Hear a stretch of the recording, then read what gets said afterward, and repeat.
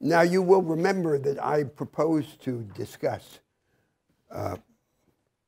5 themes that test the limits of the default position of the contemporary progressives, what I've been calling institutionally conservative social democracy.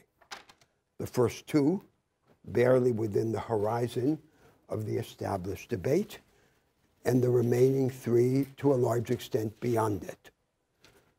So the first was the engagement of civil society in the provision of public services. The second was the relation of finance to the real economy, to the productive agenda of society. The third was the hierarchical segmentation of the economy, the chasm between the advanced and backward parts of production, and now especially aggravated in the context of the emergence of the knowledge economy.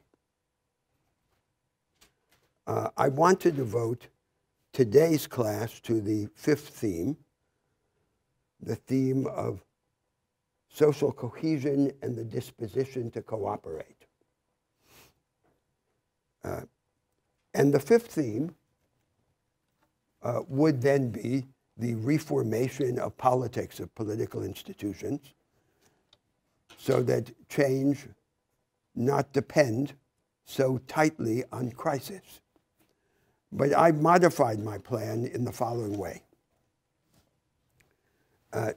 Today's class will be devoted chiefly or entirely to this 4th theme of social cohesion and the disposition to cooperate. And I will then pass over the last theme, the theme of democracy, because I will come back to it now in the next part of the course in greater depth. So the next class, next week, will be devoted wholly to the knowledge economy and to the place of the construction of an inclusive form of the knowledge economy within the larger political economy of the progressives. The next class after that, in the week just before the spring recess, will be devoted to democratic politics and the reformation of political institutions. And then the first class after the spring recess to education.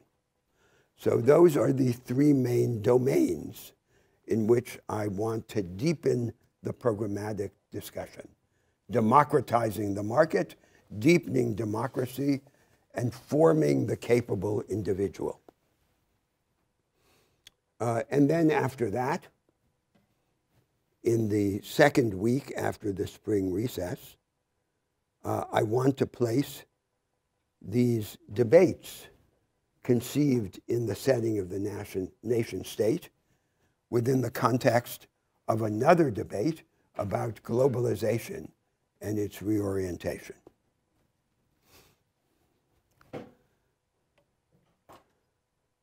Now then, today's subject. The subject of social cohesion and cooperation. I propose to explore it in 2 contexts. One context is the nation. What binds people together in the nation? And in particular, what binds them together in the nation as the cement of ethnic, religious, and cultural homogeneity is corroded. And the second context is the context of the willingness and ability to cooperate. And in particular, to cooperate across differences, differences among groups, differences among types of individuals. The stronger and deeper the ability to cooperate, the better it is able to reckon with difference and not to depend on similarity or homogeneity.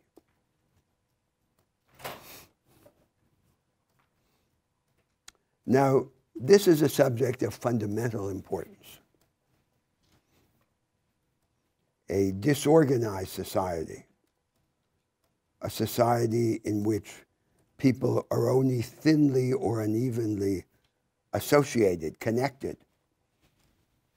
and in which they have trouble cooperating, is a society that cannot generate alternatives or act on them.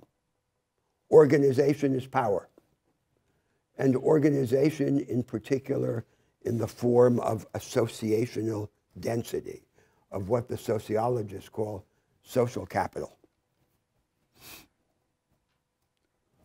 All the higher forms of economic and political life that we have begun to explore here,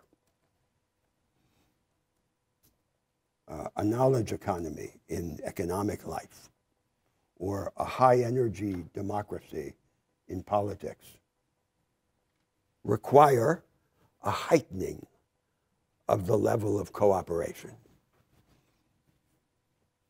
So the knowledge economy, for example, has among its requirements a transformation in the moral culture of production. It cannot thrive on the same moral basis on which conventional industrial mass production depends, which is a low level of trust generalized among strangers. It requires a heightening of the level of reciprocal trust and a widening of the zone of discretionary initiative accorded to all the participants in the process of production. Similarly, a high-energy democracy is one in which the level of organized popular engagement in political life rises. And we are no longer compelled to choose between a hot anti-institutional or extra-institutional politics and a cold institutional politics. We can have a politics that is hot and institutional at the same time. If it is hot, that means there's a high level of engagement of political action spread throughout the society. If it's institutionalized, it means that this political action is organized. And before I proceed any further, just to vindicate this idea of the importance of social capital, let me give you an example drawn from a domain that is far from the kinds of political and economic issues that we've been discussing here. And that is the issue of crime, of criminality, of violence in society. So there are two main types of crime. There's organized crime and episodic crime, commonplace criminality. Organized crime has to do, in the first instance, with the weakness of the state. Its weakness or its absence. Organized crime is, in a sense, a rival to the state. And it typically flourishes in conditions in which the state is weak or absent.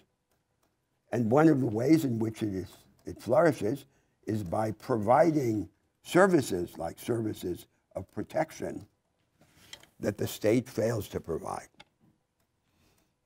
And therefore, it requires a conflict based on force and on intelligence between the state and this anti-state.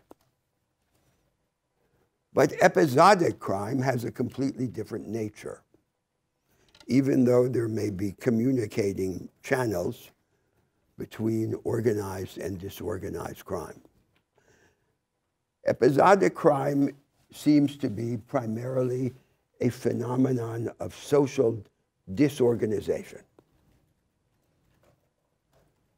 And it advances in the circumstances in which society is disorganized at the grassroots level.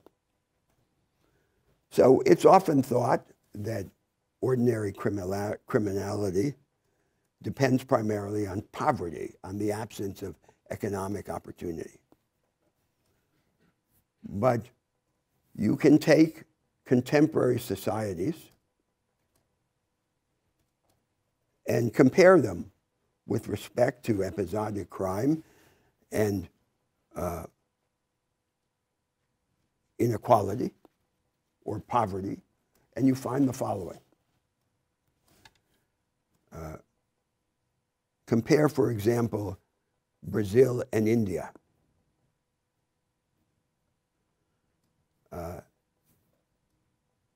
India is relatively as unequal as Brazil, and it has mass poverty to an even greater extent. And yet the level of violent episodic crime at the base of society is much smaller in India than it is in Brazil. And it seems that the primary reason for that is that in India, to a large extent, society remains highly organized at the grassroots or village level, often on the basis of caste or religion, but organized nevertheless. And in Brazil, and particularly in the poor periphery of the large Brazilian cities, society is largely disorganized. The typical family is a family managed by a woman, a mother alone with her children. The men are unstable and rotate. And the mother has to divide herself between the effort to save her children and some work in the informal economy. The level of community organization is very uneven. That is the context in which episodic violent crime proliferates. When society is disorganized, it is not vigilant, eyes are not open, no one feels responsible for what is happening next door, and that is the setting in which episodic crime proliferates. But we could take this simplified comparison as a parable that is not just about crime or violence, but about all the daily concerns of social life. Organization, transparency, vigilance, reciprocal responsibility. These are the fundamental elements of social capital that empower, and the absence of which disempowers a society at the grassroots level. So then the question arises in the political life of society of whether this level of organization and associated with it the ability and the disposition to cooperate is just a blind fate, a natural fact about society, or something that we can do something about, that can be modified, that can become an object of political action and transformation. Now, this is the problem that I then want now to explore in these two different contexts. The context of the nation and what binds people together in the nation and what a nation is or should become, and the context of the willingness and ability to cooperate throughout social life. So first, the nation and the relation of conventional social democracy and its characteristic programs to the nation. At an earlier moment in the arguments of the course, I already cited this issue, which is a hook that allows us to see in what respect the problem that I'm now addressing goes beyond the limits of conventional social democracy. To the extent that conventional social democracy proposes some form of social cement, the cement is the organization of money transfers operated by the state, compensatory redistribution in the form of social programs. And in some sense, through these programs, people are required to make sacrifices, for example, for other people's children. Now, in the conventional European social democracies, this practice of universal compensatory redistribution took place against the background of relative cultural or ethnic homogeneity. So many nations in Europe were like tribes. The nation is conceived as if it were a family of families by a principle of common descent.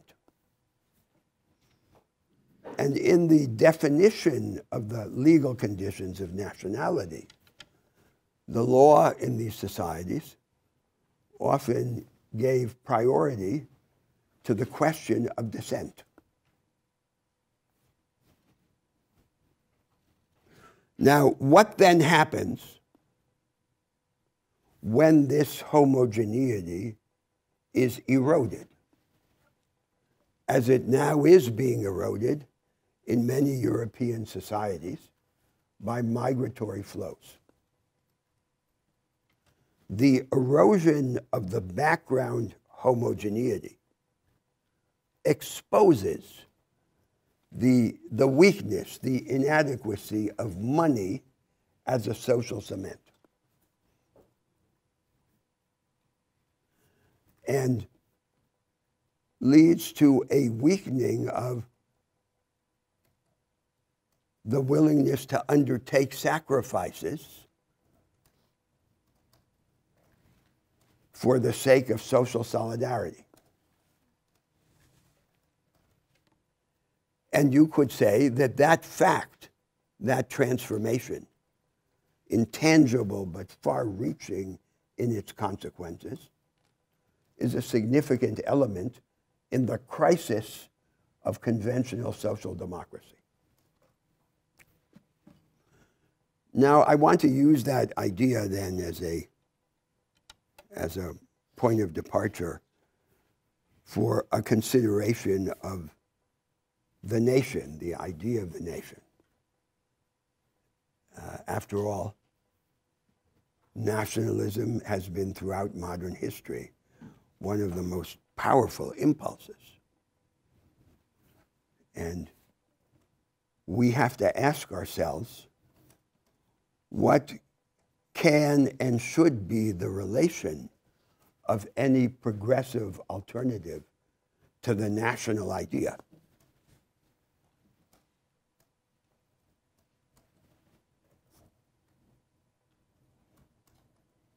In the contemporary world, now in Europe, or more generally in the richer parts of the world, we associate nationalism with the right. But in much of the world, in the developing world, nationalism has been primarily associated with the left and with the rebellion against colonial oppression.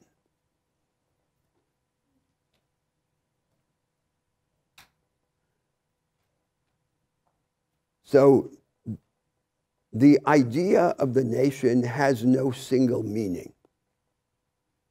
It is the object of a contest. And we can begin to understand this contest by placing the idea of the nation on a spectrum.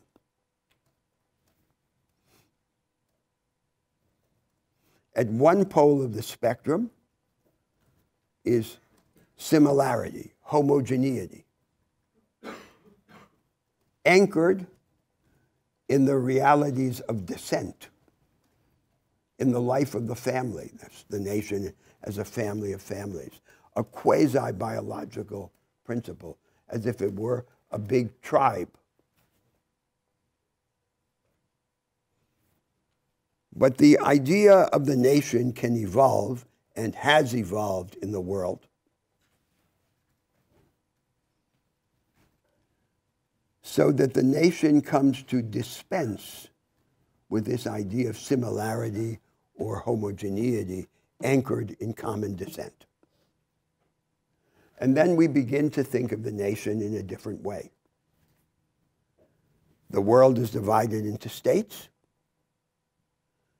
and the deepest justification for this division of humanity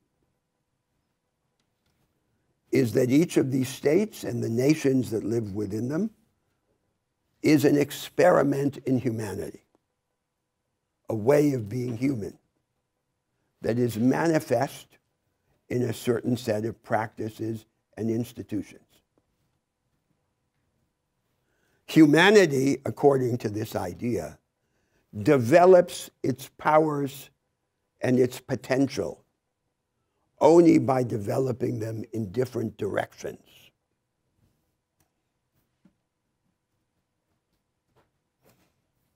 So that claim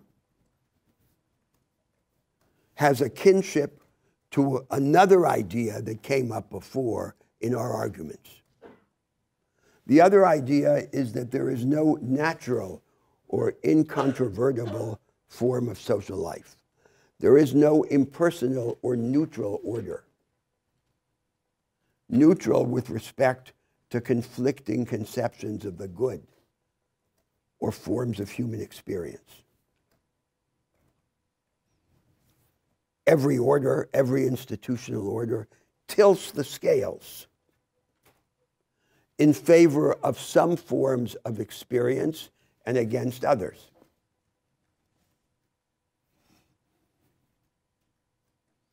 And therefore, on this view, it is in the interest of humanity that we be able to experiment widely with these different directions, with these different ways of being human. But that is not an excuse for any one of these ways of being human to be narrow in its sympathies and intolerant of diversity and contradiction.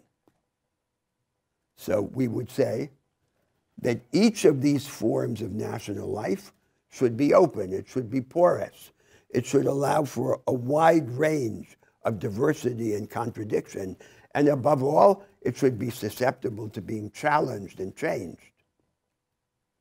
But this Catholicity, this openness, this revisability is not the same thing as the false classical liberal idea of neutrality. It is another idea. It is the legitimate counterpart to the illusory idea, the illusory and the dangerous idea of neutrality.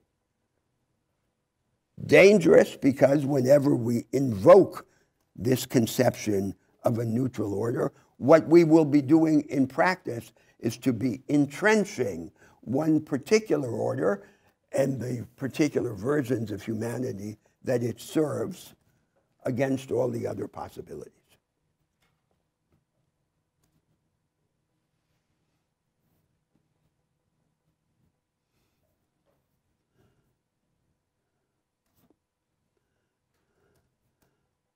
So then, what is a nation that has ceased to depend on the cement of homogeneity or similarity?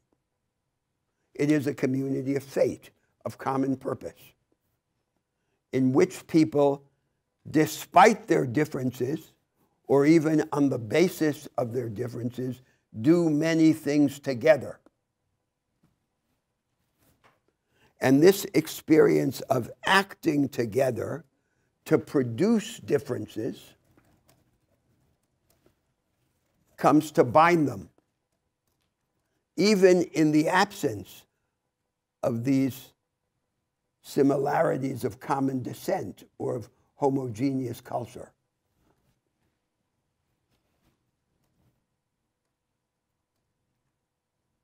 Now, of course, this is an ideal, not the description of a reality. And to confront reality, we have to address what seems to be a unique characteristic of contemporary nationalism on both the right and the left. Something which is entirely surprising and untheorized.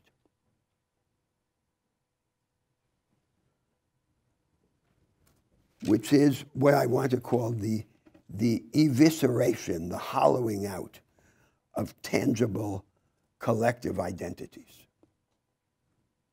So,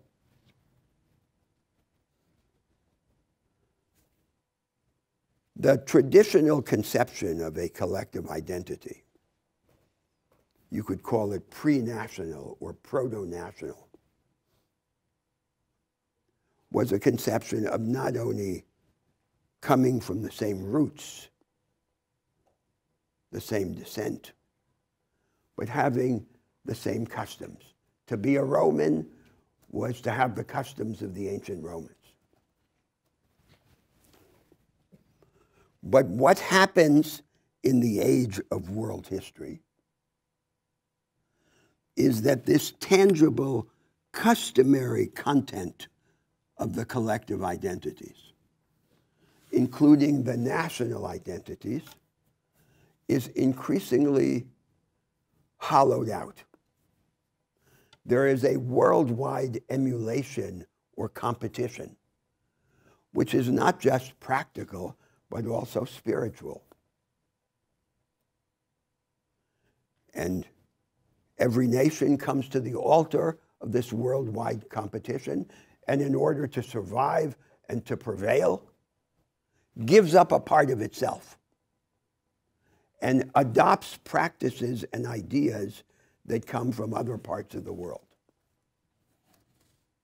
So, for example, take a typical episode of the reformation of modern societies, the Meiji Restoration in Japan in the middle of the 19th century. There is a conspiracy of a reforming part of the elite. They seize power in order to defend Japan against the danger of foreign conquest. And then they begin to reform the society and the state and the culture to make Japan rich and strong. And to do that, they have to give up a part of themselves. They have to roam the whole world to look for what works, and then import some of these foreign arrangements and somehow combine them with things that they did before. And that's what I mean by the hollowing out of the collective identities. The cumulative consequence of this evisceration is that difference wanes in the world. These differences among nations, among what used to be the tribes with their different customs. the will to be different is aroused, but the actual difference weakens. And then two nations that live side by side come to hate each other, not because they are different, but because they are becoming alike and because they want to be different. This is the peculiarly poisonous character of contemporary nationalism, which is generally not understood.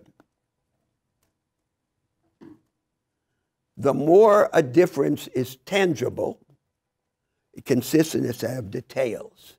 It's porous. It's not a system of ideas. It's not a dogma. To the extent that it's tangible, it's open to compromise. But if it's abstract, if it has no definite customary content,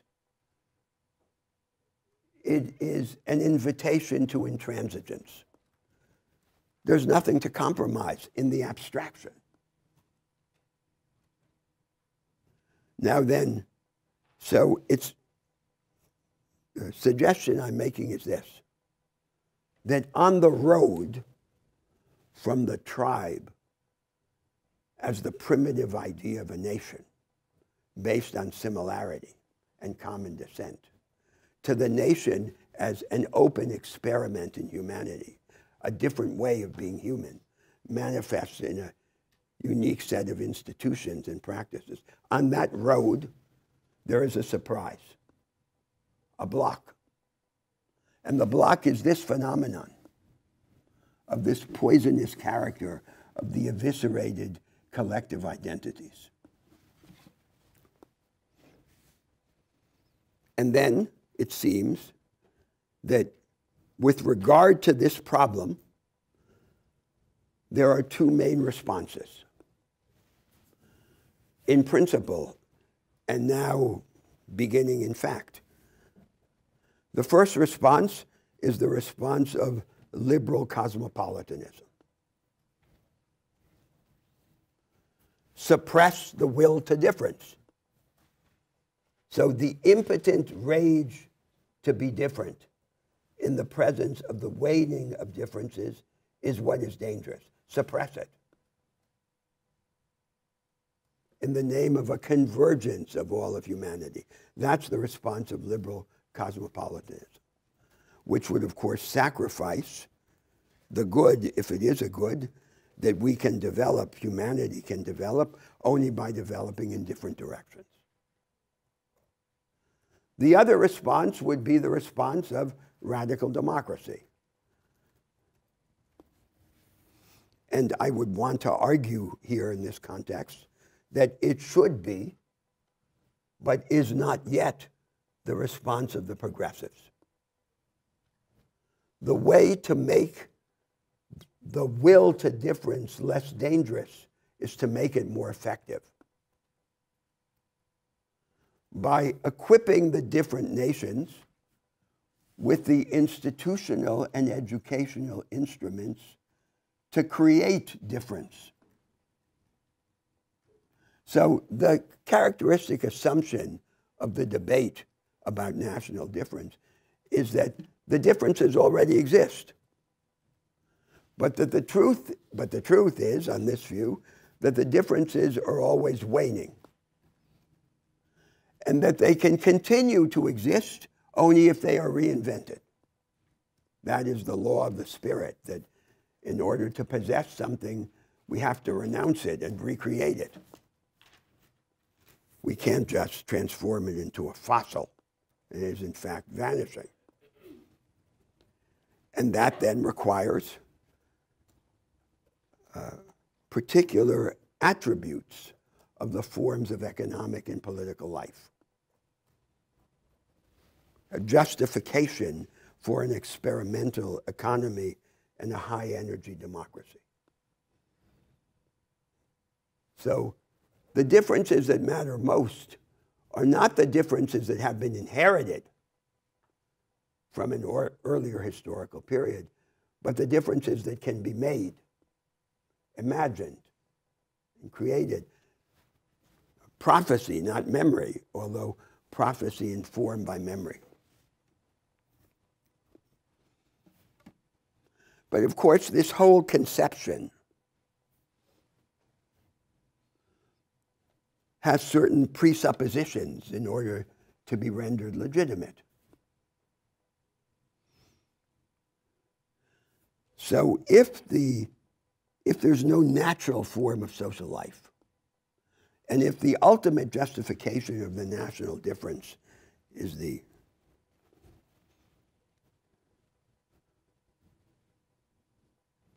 ability to experiment in different directions,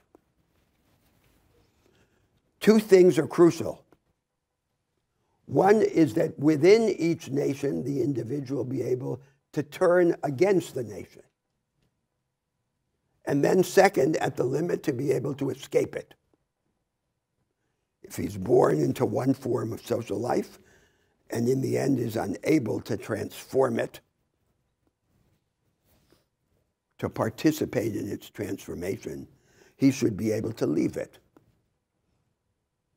And this ability to leave, the mobility of people around the world, is therefore one of the conditions for the legitimacy of this idea.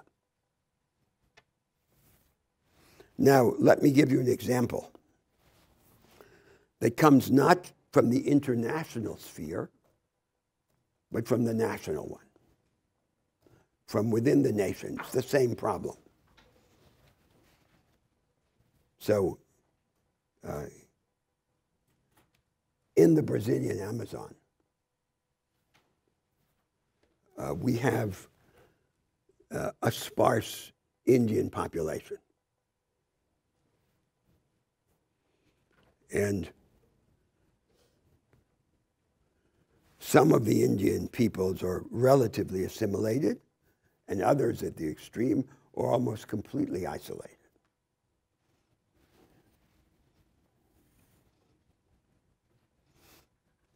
And so the question is, what should the country do for these Indian peoples other than reserve land for them? If it reserves land for them but provides them with no economic and educational opportunity, they will begin to sink into depression, into drug dependence, alcoholism, which is in fact what happens. But if we provide educational and economic support, the way of providing the support can predetermine the trajectory of assimilation. So there comes the first subtle problem. How can the form of assistance be designed in such a way that it takes into account the relative degree of assimilation and doesn't predetermine the trajectory of further assimilation, so that the Indian people collectively, each tribe, be able to decide on their own more assimilation or less assimilation. But now comes a second complication. What about the individual Indian? The individual Indian tribe, a child, a young person. That young person is a citizen of the Republic. And not just an instantiation of the collectivity. And the Republic has to stand behind him if he wants to turn against his tribe or to escape it. So that introduces this other complication. It's in a way the image, the counterpart to the same complication that I was describing at the global level.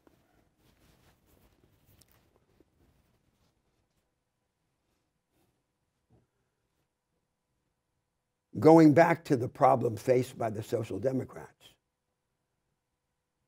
when social homogeneity is eroded by migration,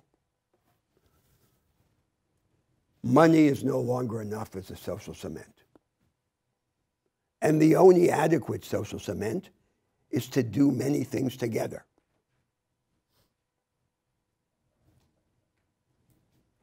For example, to have a principle of universal responsibility of every able-bodied adult, to have to help take care of other people beyond the boundaries of his own family through some principle of voluntary or mandatory social service. So the principle would be that every able-bodied adult has two positions in the social and economic order. He has a position in the production system, and he has a position in what you could call the caring economy. And where there is universal military conscription, social service would then be an alternative to military service.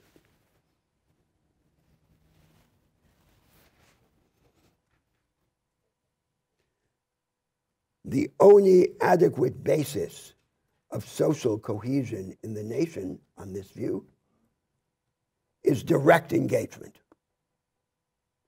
Direct engagement with other people in the nation beyond the limits of a narrow milieu, of your own family, of your own community, of your own part of the nation. And it's only that direct engagement translated into doing things together that can then provide the social cement that survives difference or is even strengthened by it. Now, this whole debate, not the particular proposals that I gave as example, but the question itself, the discussion, is beyond the horizon of conventional social democracy, but is a central question of a central issue for the contemporary societies. So let me stop there, because I want to go on then in the second step of the argument and pursue this outside the national context, that is, generalize the question of the disposition to cooperate.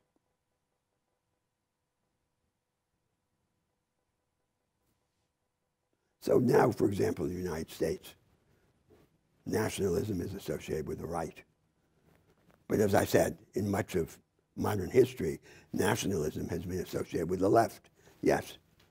It seems like there's a maybe chicken and egg problem in terms of this whole idea of direct engagement or doing many things together, that if there's not already that sense of social cohesion or the willingness to Yes. sacrifice, then how do you then get everybody to do it, except, as you mentioned other times, of course, in response to crisis, like, World War II mobilization and the social cohesion that came out of that. Yes. Like in response to external threat. So How do you spark that without, how do you start the cycle going? So, right, this is a deep question that you raise, and it seems that the general character of the answer, or the beginning of the answer, has to be some combination of fragmentary initiatives that are undertaken for practical reasons. Like, we have a problem. You gave the example of war, of the war economy. But in the peacetime situation, there are many problems that have to be solved. Like the provision of public services, the way of providing education. So it's not that you would undertake these initiatives for the sake of the ideal of strengthening the social cement. You would undertake them as ways to solve those practical problems. But in undertaking them, you are required to cooperate, and you learn to cooperate. And it seems that cooperation is something that can be learned, and that contemporary societies differ strikingly in the degree of their disposition to cooperate. So that's the first element, breaking it up into these fragments. But the second element is the imaginative element, which is part of education not just education in school, but education in the larger sense, which is the development of people's ability to imagine the experience of other people. Now, that's one of the things that we expect from a literary and artistic education. But it is the indispensable background to this moral evolution. That is this ability to imagine the other. So, can we ever imagine the other?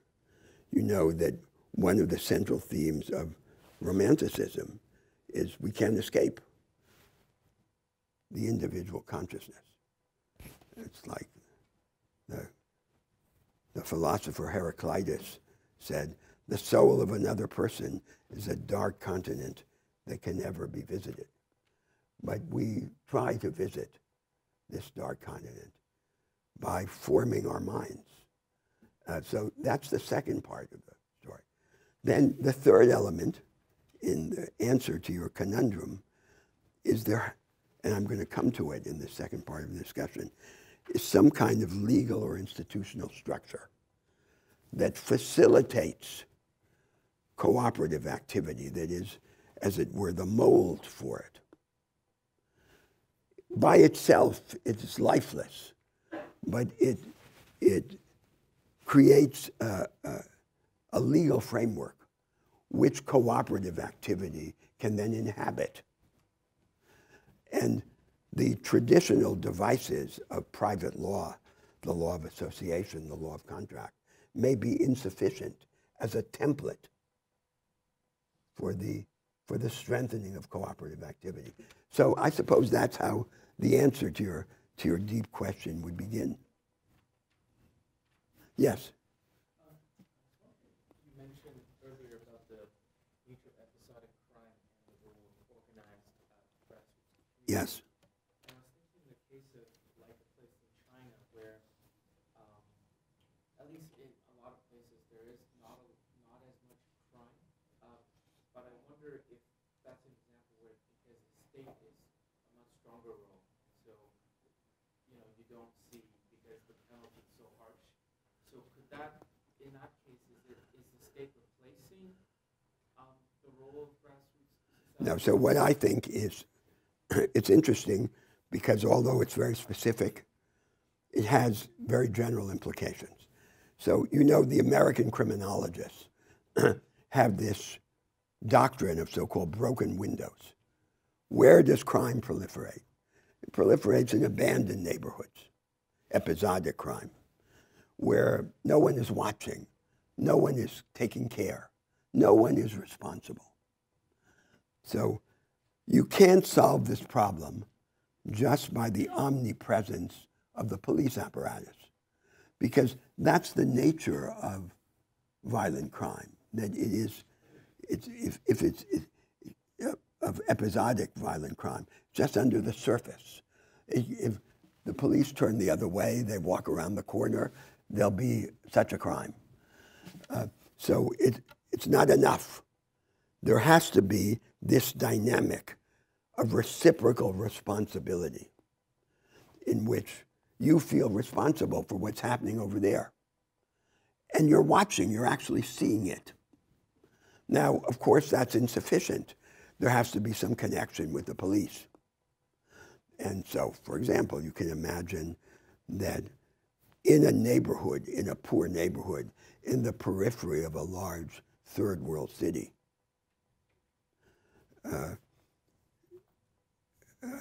some community activists are hired as part-time vigilants, not to exercise repression, but to watch things.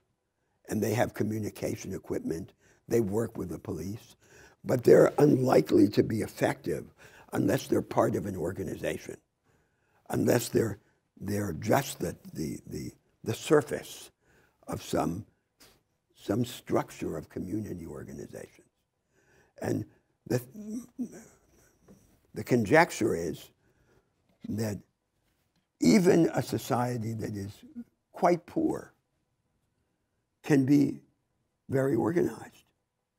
And if it is very organized, despite being poor, it will be, by that fact alone, much less susceptible to violent crime, episodic crime.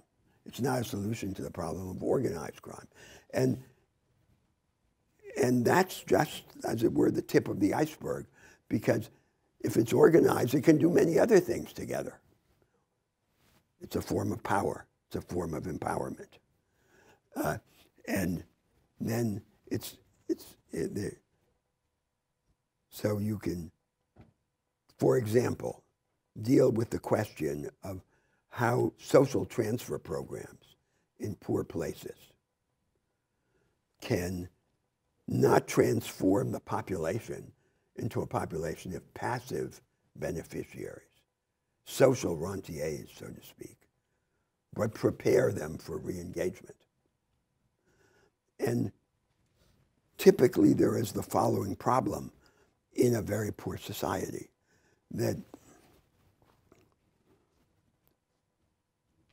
the part of the benefited population that can most profit from programs of training or skilling, preparation for work, is not the relatively poorest part.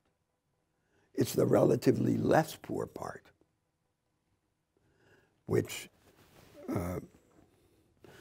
are, as it were, have already assimilated the self-help culture of the petty bourgeoisie, although they are objectively poor. So they've already undergone the subjective transition. They just haven't yet undergone the objective transition. Those are the ones who are the best candidates for this skilling. But then there'll be another part of the population which is in a much more serious circumstance, like the mother I described, spending part of the time in odd jobs, another part of the time running after her children, with a destructured family. So that part of the population is characteristically not able to profit directly from a skilling program. So there's an earlier stage in which the state, working with the community organizations, has to assume part of the responsibilities of the family. It's only going to be able to do that in practice if there's some intermediate level of community organization and activists in that milieu. So that's, as it were, another face of the same dynamic in which the society below begins to act. When it begins to act, the whole attitude changes, even though they may still remain just as poor as they were before. Because this is a fundamental aspect of the psychology of hope that people don't understand. So people ordinarily think that hope is the cause of action or the condition of action. But to a large extent, hope is the consequence of action. So if you create a dynamic in which people, by organizing, feel able to take initiatives with respect to crime, with respect to the needs of this family that I described, they become hopeful and ambitious. And that changes the subjective situation in a profound way. And there's really nothing more important than this dynamic of empowerment, in which you cease to feel helpless because you become an agent, the enhancement of agency, the central objective. And agency depends on collective action, and thus the transcendent importance of these forms of collective action. So, and another way of stating my basic thesis about the nation along that spectrum, what's on the other pole of the spectrum from tribe to something else, what's on the other pole is this unity of purpose, this community of fate, as I call it, built little by little through collective action, through these forms of collective action. Yes? So I have a question, or at least like kind of a moral quandary about the community of faith idea.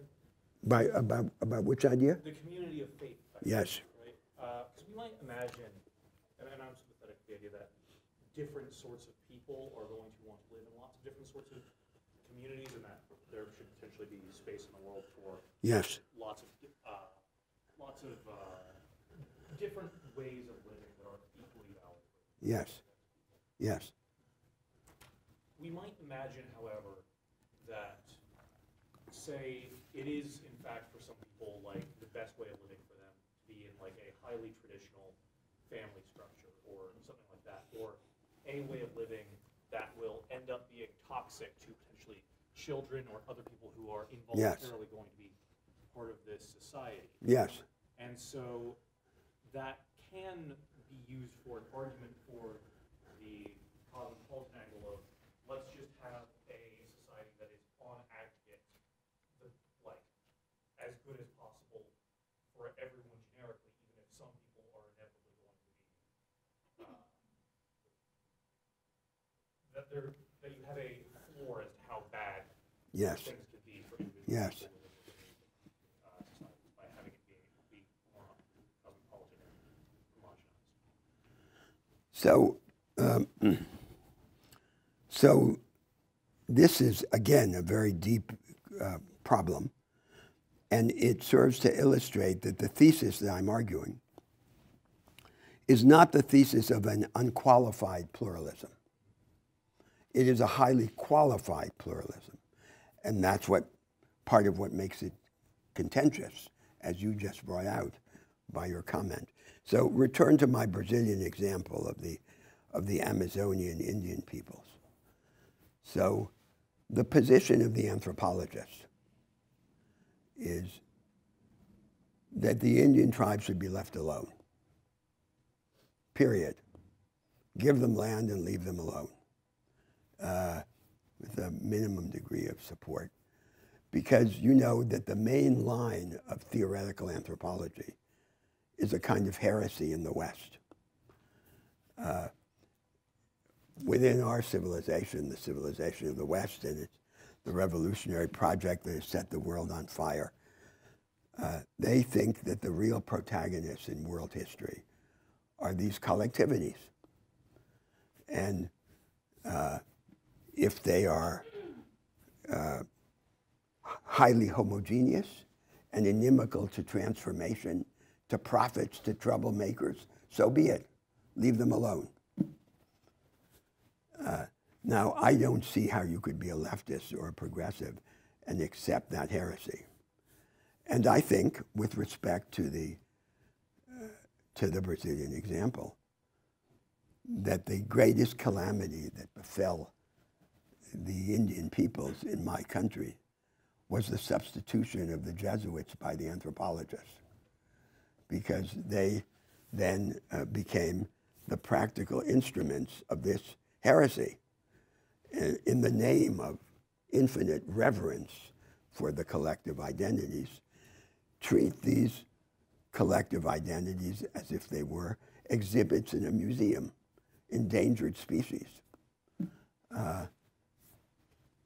That's not the conception of humanity that lives at the core of this revolutionary project. We think that all these collective identities, these collective constructions, are dust in the face of God.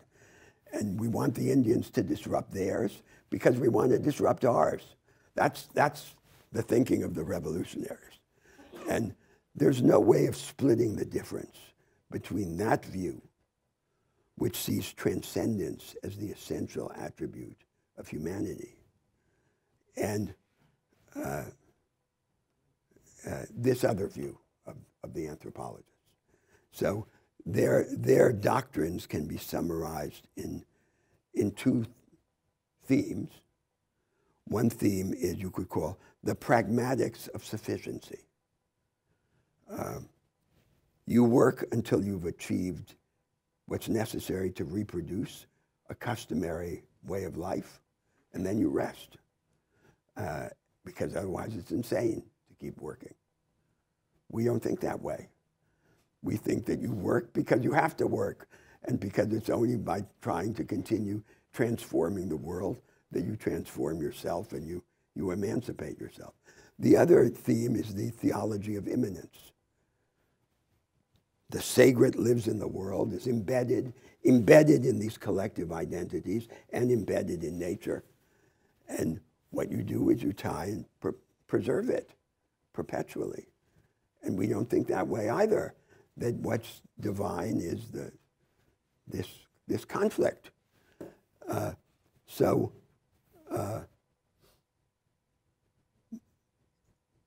This is different. This is radically different from an unqualified pluralism. This is a revolutionary idea about humanity, about our emancipation, about becoming more godlike, more human by becoming more godlike, and turning against the idols of the tribe. But there's not one way to do it. That's the point about pluralism. And that this dynamic of empowerment and emancipation, to be fertile, to not be the victim of some dogma, has to take these different forms. That's the background. But there is the spiritual conflict that you exposed. So this revolutionary project of the leftists and the progressives is not the only project in the world, and it has enemies. And it commands the agenda, but there are those who are against it. And so I'm not retreating from the agenda. I'm taking the position of the agenda. But I'm trying to deal with an issue that the defenders of the agenda are characteristically confused about, which is this question of the nation and the role of the national difference. The confusion is universal in contemporary thought. Let me give you another example, which is from a completely different domain, standard economic theory.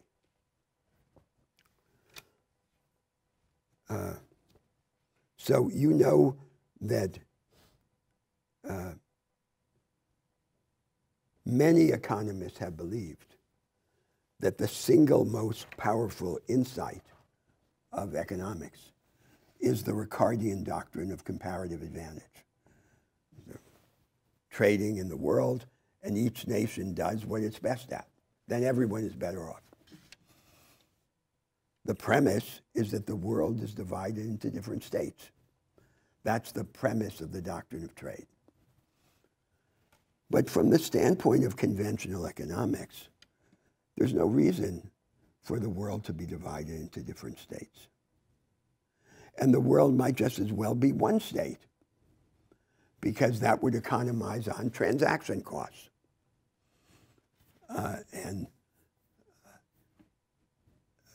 But it would sacrifice the crucial value of diversity.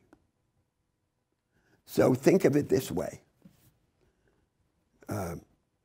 Take the neo-Darwinian synthesis in the life sciences, in biology. There is the Darwinian theory of competitive natural selection, and there's the doctrine of genetic mutation and recombination. So in other words, there are two parts. There's the competitive mechanism, and there's the creation of the diverse stuff on which the competitive selection operates. So the fecundity of a method of competitive selection depends entirely on the richness of the material from which it selects. But economics has no theory of the richness of the material. From the standpoint of economics, the division of the world into different states is an accident or an embarrassment and has no proper economic meaning, despite the premises of the doctrine of comparative advantage. So it's as if the second half were missing. It has the half about competitive selection. But where's the other part? The other part doesn't exist, the other part of the theory. So that's the economic counterpart to this debate that we were having about nations in the world. The difference can't be presupposed. So again, from the standpoint of classical liberal political theory, difference is a problem. So the idea is there are these differences, different values, different interests. We need some tribunal or some impersonal order to adjudicate between the differences. But the great liberal thinkers like Tocqueville understood that difference is not the problem. Difference is the solution. Difference is the task. So they feared that in these democracies, conformity was advancing and difference was disappearing. So difference is the creation of difference is the task, not as some kind of obstacle to overcome. And that's the whole perspective from which I propose this argument about the reinvention of the nation. Yes? So I tend to agree with this concept of the need to develop people's ability to imagine the experience of others and create a society Yes. in which you feel responsibility towards others. But I study civil society in Russia, and a lot of people, a lot of scholars writing into the 90s, early 2000s, blamed the weakness of Russian civil society on the mandatory community service and civil society, well, not civil society, but community service work during the Soviet Union. And I was just wondering how you would respond to that, because that's something. Respond to which then? The fact that they blame the weakness of modern civil society in Russia on the fact that people were forced to do community service work during the I Soviet see. Union and connect with each other in that way and support each other and the state in that way. But yeah, how would you respond to a critique like that? Well, I think it must be true that the efficacy and the whole meaning of social service depends on its context. So if it's some kind of slave labor undertaken under the orders of a despotic state, it means something different, right? But it's not that different from the problem of universal military conscription, because it's the same idea. Now, from the standpoint of the classic theorists of Republican institutions, it's shocking that these contemporary societies in their majority accepted the professionalization of their armies, because this was one of the central points of classical Republican theory. The army is not a part of the nation paid by the other parts to defend them. The army is the nation in arms. And in the army, the different parts of the nation meet one another and work together to defend the nation. Otherwise, you have a mercenary army of poor people, allowing the rich people to control the state, to engage in military expeditions that their own children don't have to pay the price for, which is what has come to be, with the acceptance of the progressives in these societies, as if it were a good thing. So it's the same principle, but as you suggest by the Soviet example, if it's undertaken in the wrong context or under some form of despotic control, if it's not associated with this larger project, if there are not alternatives and counterparts to it, then it turns against itself. So none of these things is, as it were, a silver bullet that works by itself. So in every programmatic idea, the issue is, what is it a part of? And particularly, what comes next?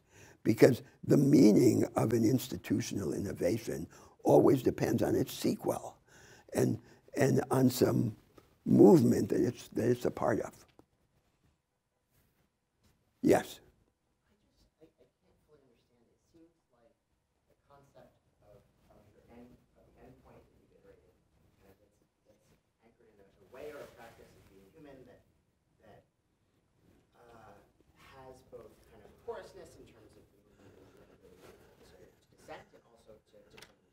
Yes. is inherently at odds with the very idea of what a nation is. Why? Is an imagined community, right? Yes. And that necessitates the creation of an in-group and an out-group. And that has two effects. With regards to the in-group, it seems like that tends to crush difference, right? I mean, you think about the French and the creating of the French identity. Yes. It was the destruction of the Southern Occitan identity. Yes. It also precipitated the idea of Yes. and then vis-a-vis the out-group, in order to create an in-group, you have to keep the out-group. Understood. Right? So Understood. How does that lead to No, but I think you were misunderstanding my idea.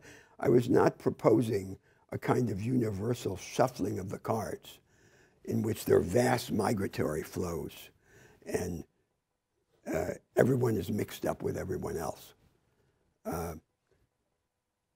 Over time, slowly and with many safeguards and compensations, one would want the level of migration to rise, because we would say, and I would defend this idea, that the movement of things and of money in the world is sometimes useful and sometimes harmful.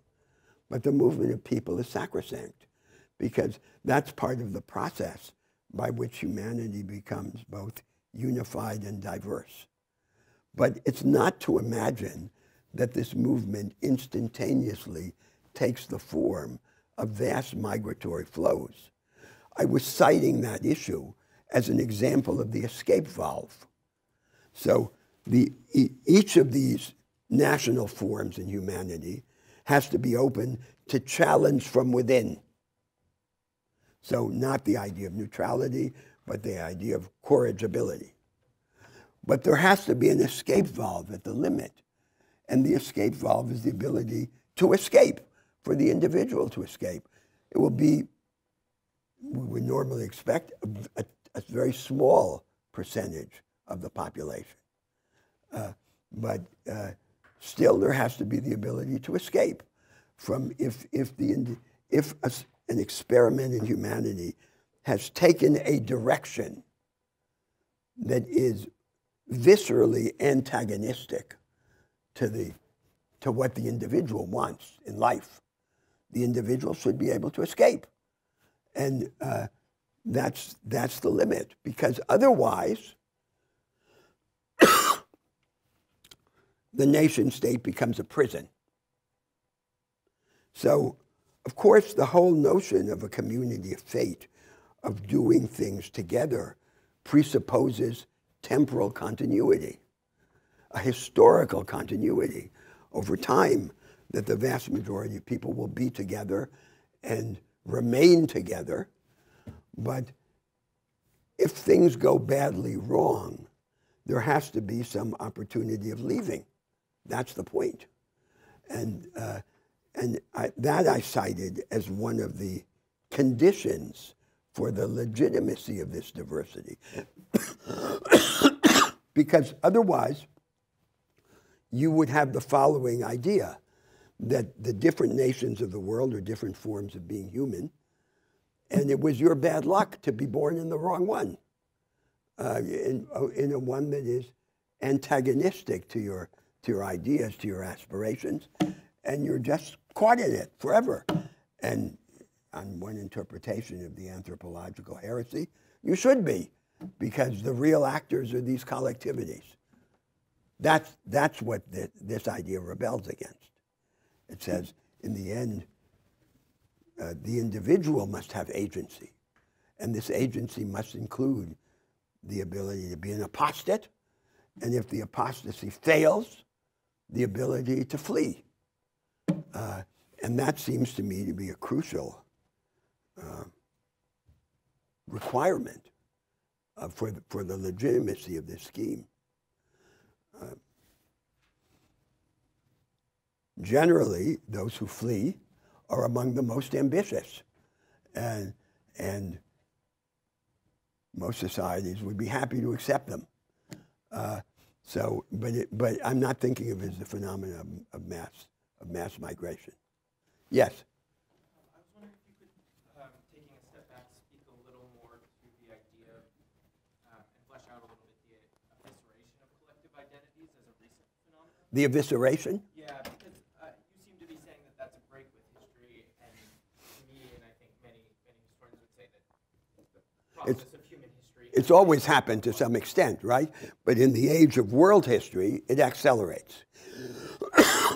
Because all the countries in the world are now connected by this chain of analogies and reciprocal seduction and competition. And there's this paradox which the reformers in these societies all confronted, that in order to save themselves, to save their country, to make it powerful, to defend its sovereignty, they have to give up part of what it was. If they don't give up part of it where it was, they can't save it. And so then it becomes, it's conquered, it retains its tradition, but as a subaltern society. That's the basic dynamic. And that's happened throughout the world. And in many parts of the world, these revolutionary Western theories like Marxism were the vehicle for this partial evisceration of the collective identity. But couldn't you say then that it's just that the collective identities have changed sort of their axes and moved away from from the nation as kind of the organizing principle to other organizing non-national principles, and that's not necessary? No, I don't think so. No, I think that's part of the perspective of what I call liberal cosmopolitanism, that the nation, the idea of the nation is superseded, and you just have a series of different theaters of human action, and there are different forms of affinity and antagonism in each of those theaters. I don't think so. I think this is still an idea of the nation, and in the contemporary world, the main theater of transformative action remains the nation state today. So the question is, how should we understand it? What is the principle of its identity? Yes? But just really quickly, but since you mentioned Marx, I mean, a pretty kind of foundational aspect would be the idea of the international, right? Yes. And I think it'd be hard-pressed to call Marx a liberal cosmopolitan, right? So how do you kind of reconcile those? Well, that's complicated. I mean, you dismiss that. So could call him a liberal cosmopolitan, certainly not. But maybe not hard-pressed to call him a cosmopolitan, because he was very uncomfortable with nationalism, and as is generally thought, radically underestimated its power. I wasn't saying that Marxism understood itself as a tool of this evisceration of collective identities. That hadn't occurred to me, but maybe in a sense it did, because the way in which capitalism is described very vividly, for example, in the Communist Manifesto, is it's melting everything down and combining everything in the world. And all these differences and distinctions are disappearing. And that's seen as part of the progression of humanity. And there is not in Marx's ideas any conception, so far as I can remember, that this diversity of paths is an indispensable part of the human future, which is the idea that I accepted here in this argument. So on that side, I do think that Marx is on the cosmopolitan side. Now let's then go to the other context in which I want to explore this idea of cohesion, which is the disposition to cooperate within a society, within a country, as a crucial condition of agency. So here is a remarkable fact that, if it is a fact, that contemporary social science and social theory has almost nothing to say about. A major focus here is the discussion of institutions, and institutional alternatives. But institutions are not the same thing as the ability to cooperate. It seems that different societies differ in the disposition and the ability to cooperate. And the disposition and ability to cooperate is crucial to a whole set of higher order social powers.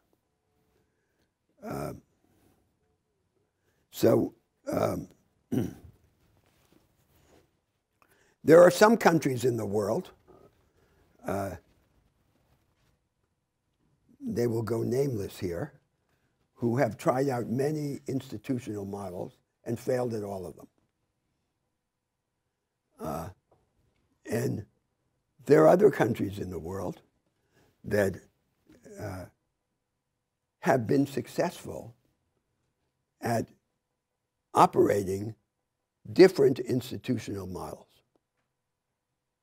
Now, an example of the latter category of countries is the United States. I gave the example of the war economy before. So comes the Second World War, and the Americans discard their economic model as if it were just a mask. And they run the economy on completely different principles. Radical institutional innovation, fluid, and quarantined afterwards and treated as irrelevant to peacetime. But remarkable, astonishing, combined with large-scale mobilization of national resources. And paradoxically related to one of the illusions of the American political culture, which is the denial of class. So a part of the official American doctrine is that the United States is not a class society. Right? Herbert Hoover, in the speech in which he accepted nomination for re-election and the campaigning in which his rival was Franklin Roosevelt, says, we're not like Europe. They're class societies. Here it's a fluid medium in which atoms rise and fall according to the actions of the individual. We know that the United States is a class society in which overall social mobility, for the most part, has been much lower than it has been in many other rich democracies. But the denial of class, of the reality of class, if it, on the one hand, impedes the overcoming of economic inequality, in another sense, seems to have been beneficial to the disposition to cooperate, because it's as if they pretended that they were all one, with the notable exception of the racial divisions, but not the class divisions. So the issue is, if there is variance in this willingness and ability to cooperate, is it just a brute fact about a society and a culture, or is it something that we can do something about? And of course, the thesis that I want to defend in this argument, which also lies entirely beyond the realm of conventional social democracy, is that it is a possible target of transformative action. And it's a target of immense importance. Going back to the economic and political alternatives, the institutional alternatives that we've begun to discuss, they all depend on a strengthening of the ability to cooperate. To be sure, they support the ability to cooperate. But the ability to cooperate can't be produced by them alone, because they could never arise in the first place. They could never begin to work unless there were already some strong basis of cooperative facility.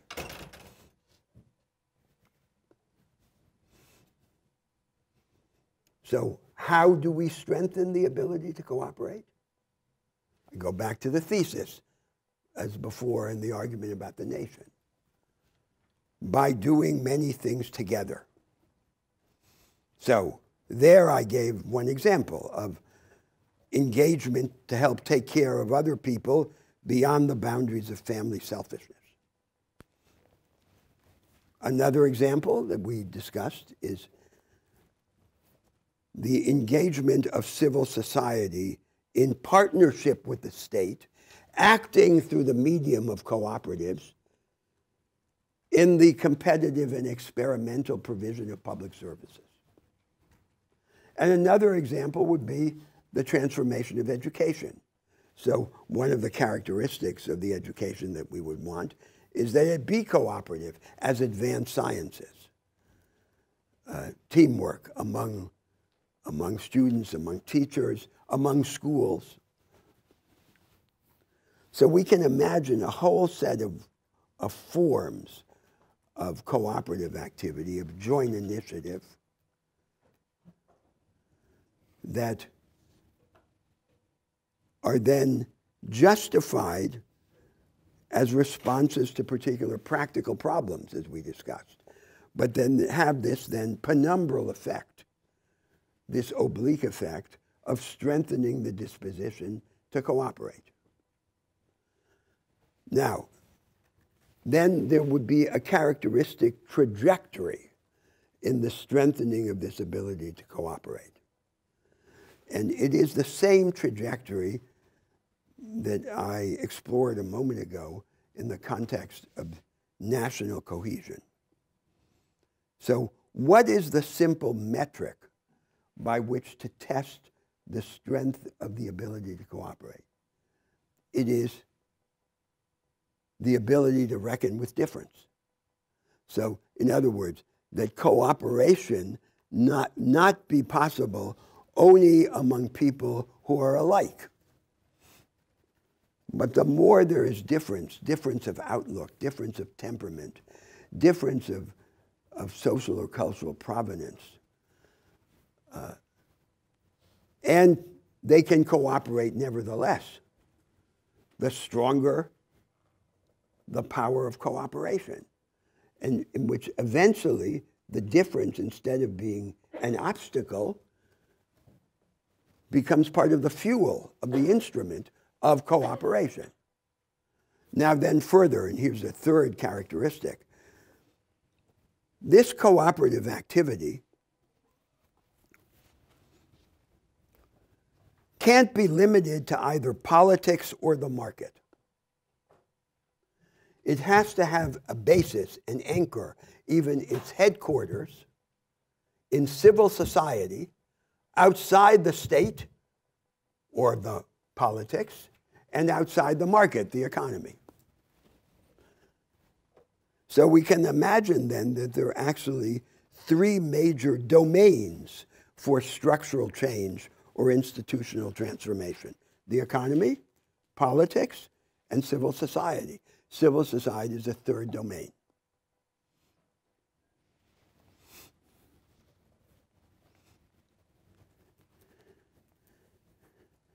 And the central object for civil society in these doing things together is not just to solve these discrete practical problems, the enhancement of the quality of public services, the caring for the vulnerable, the improvement of education. It's to build itself. It is civil society builds itself outside the state and outside the market through cooperative action.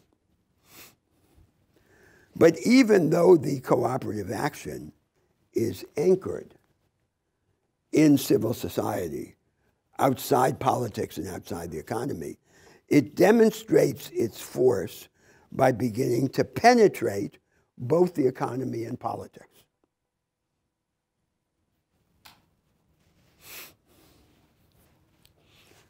So, for example, take a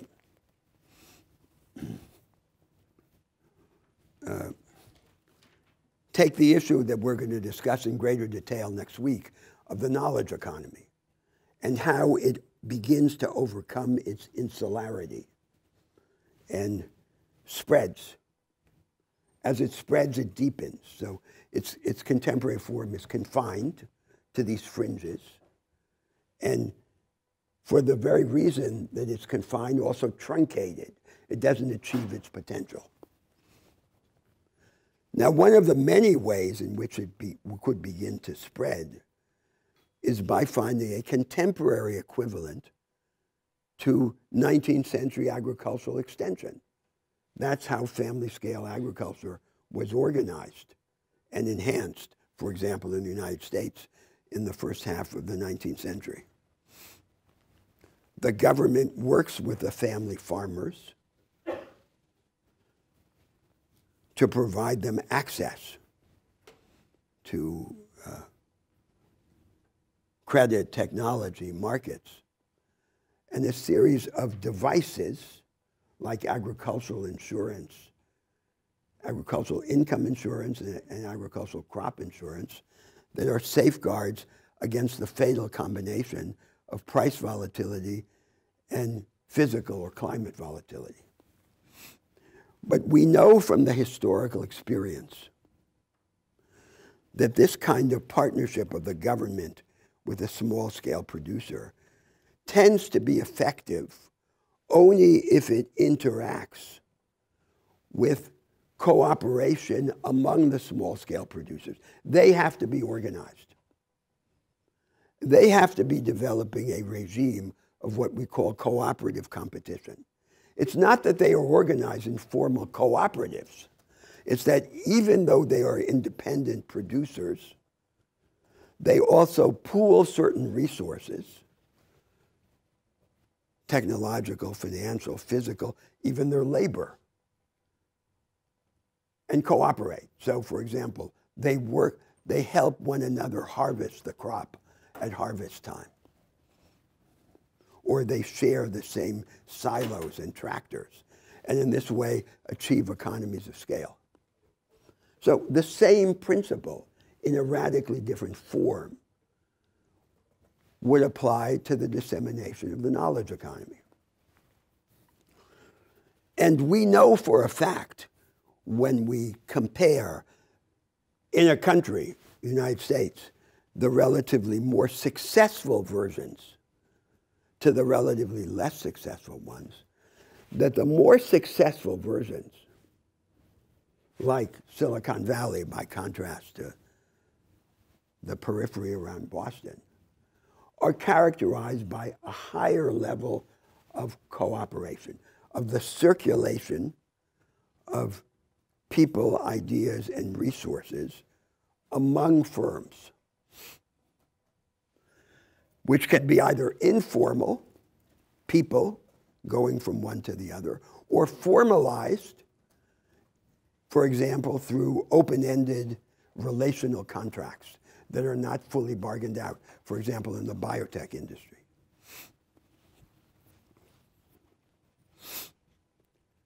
The level of cooperation is crucial to the penetration of this cooperative practice into economic life.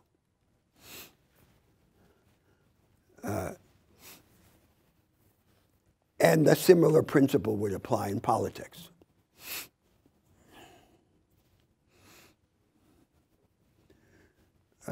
How can the state cease to act just in the form of administrative Fordism, standardized universal rules, provision of low-quality services, and begin to act experimentally?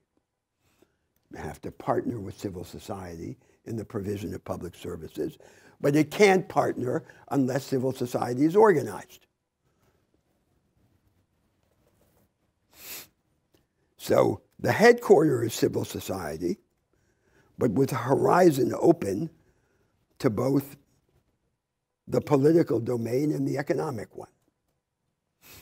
And now comes this fourth attribute. There has to be, or there should be, in the evolution of this practice, a supportive institutional and legal structure.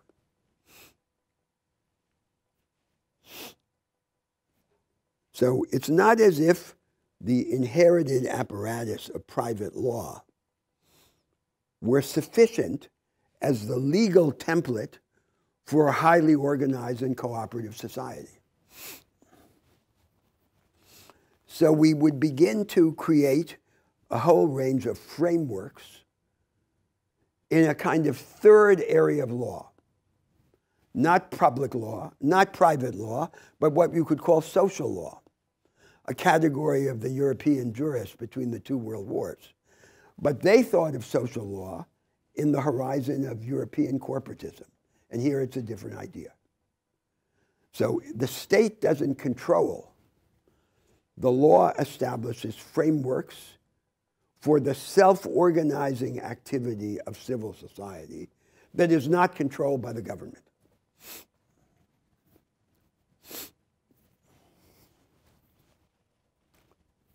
So let me give you two examples. So one example is there's a structure of neighborhood associations parallel to the structure of local government. So it's as if government at the grassroots level rests on two columns, not on one. And the neighborhood associations participate, for example, in the budgetary process or in the design and provision of public services. They have a monitoring function.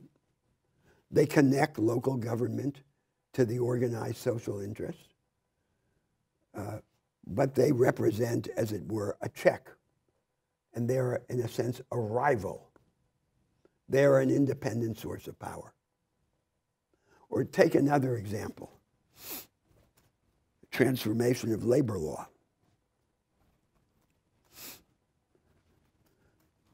So you know that in 20th century history, there are two main labor law regimes. There's the contractualist regime that exists in most of Europe and in the United States, collective bargaining, in which the principle is that it is an analog to contract law, making up for the inequality of bargaining in the employment relation. The unions are completely independent from the state, and the workers decide whether to unionize or not. Under this regime now, a smaller and smaller fraction of workers are unionized. There's another 20th century labor law regime, which is the corporatist labor law regime, which was inspired initially by fascist Italy, but then given another direction by nationalist populist regimes in Latin America. And the principle there is everyone is automatically unionized according to their position in the production system. And historically, these unions then were under the tutelage or the guidance of the Ministry of Labor.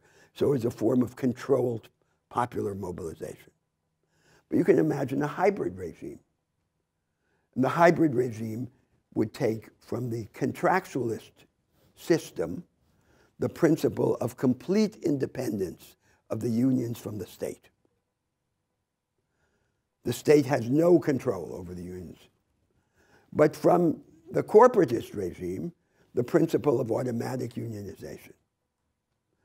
And then different movements, labor movements, linked or not to political parties, compete for position in this union structure created by the law, but not controlled by the state, just as political parties compete for position in the structure of a democratic government.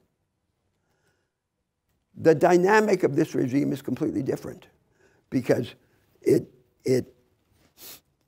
instead of focusing labor militancy on the need to unionize, it gives the union as a gift of the law, not of the state. And then the focus is what to do with that power. And what happens under the contractualist regime is that the contractualist regime tends to be cannibalized by the hierarchical segmentations of the national economy. So in the capital-intensive sectors of industry, the workers and their employers have common interests against everyone else, against the workers in the capital-poor parts of the economy. And they're easily co-opted. They make a common deal. To the detriment of the workers in the capital-poor parts of the economy. The effect of this hybrid regime seems to be to serve as a counterweight to this fragmentation and to have a bias toward solidarity and inclusion in the union movement. And as a result, there comes a third difference, that the focus is no longer a narrow agenda of merely economistic claims, wages and benefits, but the broader issue of the relation to national politics and the different social compacts in the country. Well, these are just examples, just to make the point that the internal institutional and legal organization of an independent civil society is not self-evident. So it's the same idea that I've argued in these other contexts. There's no natural form of a market economy. There's no natural form of a democracy. But there's also no natural form of an independent civil society. An independent civil society is not strong and not independent if it's just an amalgamation of isolated individuals. It has to be organized. But how can it be organized and not controlled by either the large firms or by the state? It has to have a legal structure, which serves as a template. And the content of this structure has to be the object of a debate. So that's a completely new horizon of dispute. And I just conclude with this observation.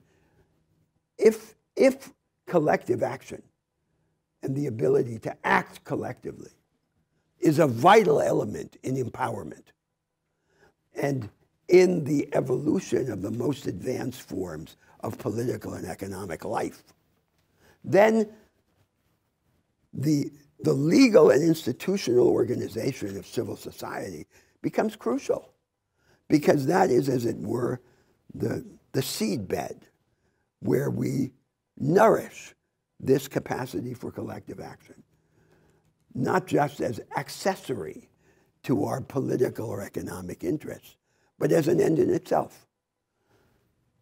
So we still have a few moments to discuss this.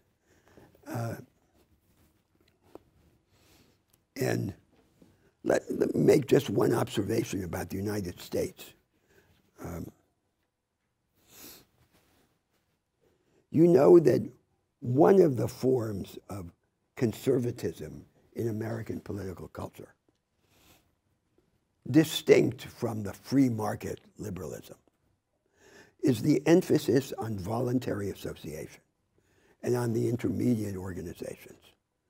So it is the idea of many American thinkers, critics, activists, that the country should not have to choose between a statist leftism and this free market liberalism.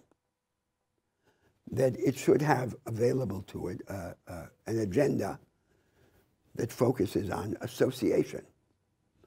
But this agenda of association, as it is presented in the United States, is presented as a conservative agenda and as an alternative to any attempt radically to change the political and economic institutions.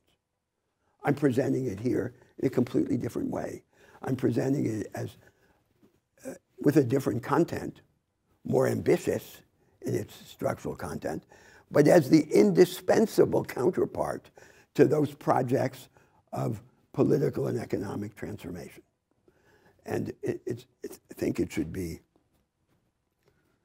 should appeal to all of those in the contemporary world who believe that the enhancement of agency cannot be a gift of the state.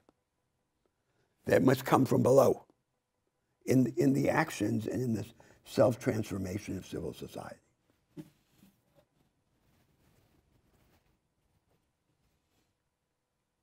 Yes.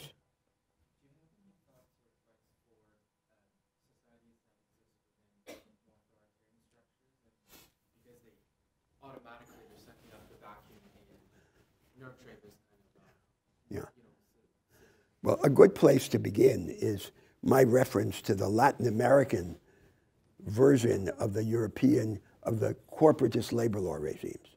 So that's an example of what I call controlled popular mobilization. So what happens in these authoritarian states, China, for example, is the state wants there to be organization in civil society only as a kind of transmission belt, which the state controls, the state guides. And then, of course, the dynamic would have to be that these organizations in civil society, at some point, through some sequence, begin to take over and transform that template into a device of their own. So that even though the cooperative form at the beginning is imposed by the state as a way of guiding the nation takes it over and transforms its meaning. And that would then be part of the process of the transformation of these societies.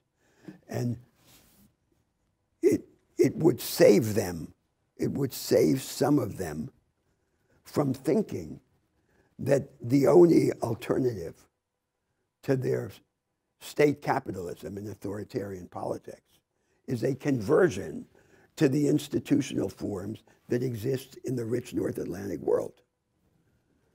So many of these societies labor under this yoke.